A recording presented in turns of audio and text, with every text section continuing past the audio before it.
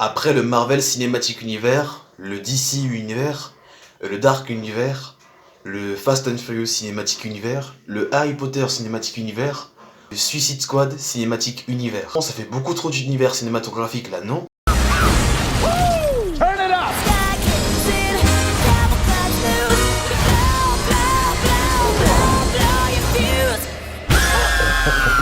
On se retrouve pour une toute nouvelle vidéo. Oui, je reprends du service parce qu'aujourd'hui on va critiquer le film Birds of Prey. Le titre a été changé récemment par la Warner Bros. Commence déjà bien avec la prononciation. Et le film a changé de nom, ça va s'appeler donc Harley Quinn. Comme la plupart d'entre vous le savent, j'étais en période d'examen. Donc je devais attendre la fin de cette période pour enfin vous rencontrer, vous, oui, toi qui regardes cette vidéo. Bref, Birds of Prey qui est donc le premier film de super-héros de la décennie et de l'année, avec dans le rôle titre Margot Robbie et Evan McGregor dans le rôle du Black Mask. Alors je vais clairement entrer dans la critique après la déception totale de Suicide Squad. Enfin, c'était pas vraiment total. Ce film il passe là où Suicide Squad n'a pas voulu démontrer encore plus. Mais personnellement, Suicide Squad, j'ai trouvé que c'était pas vraiment un grand mauvais film, ni un gros bon film.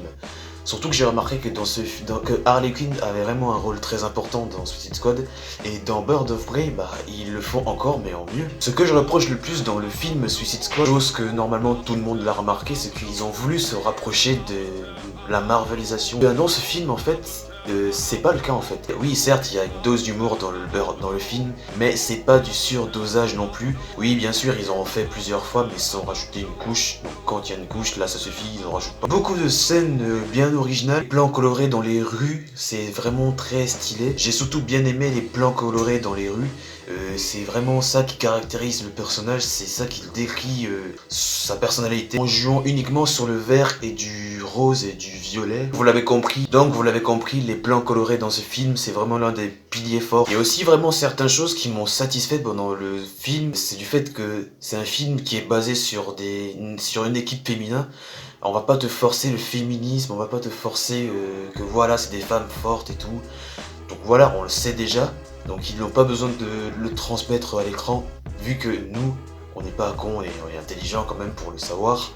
Contrairement à Captain Marvel, donc là, je peux dire que Birds of Prey a vraiment fait mieux que la totalité de Captain Marvel, et ça c'est vrai. Pour ce qui est du développement de personnages, j'ai été très flatté par le rôle de Evan McGregor dans le rôle du Black Mask. Franchement, j'aurais aimé en voir plus sur ce personnage, j'arrive plus à parler. J'aurais bien aimé voir plus du personnage de Black Mask parce il m'a vraiment révélé dans ce film. C'est vraiment l'élément marqueur de ce film. J'aurais tellement voir un flashback de lui pour comment est-ce qu'il est devenu ce qu'il est aujourd'hui par exemple. Donc Warner Bros, si vous m'entendez, je veux un film sur le Black Mask. Et le personnage de Harley Quinn est vraiment au centre de l'intrigue.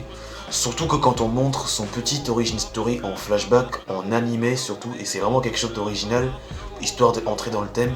Et en parlant des flashbacks, il y a vraiment des flashbacks qui ont été mis dans le désordre à la fin du film, même pas à la fin du film, au moment donné du film. Donc tu te rends compte de tout ce qui s'est passé auparavant. Je voulais dire, parce qu'il y avait des flashbacks qui n'avaient pas été mis en ordre, et que après t'as un retournement de situation qui te dit « Ah d'accord, c'est pour ça, d'accord ». Tu te rendais pas compte en fait, c'était ça vraiment la seule claque que je me suis pris pendant tout le film, et c'est vraiment un truc de génie. Et surtout les scènes d'action sont vraiment what the fuck, mais c'est quand même bien géré.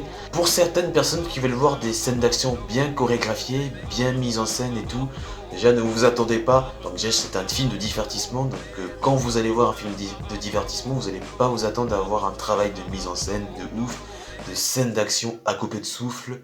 Même si c'est une scène what the fuck, mais ça fait rien. Donc là on est là pour s'amuser, on est là pour penser à autre chose, tu te prends pas la tête.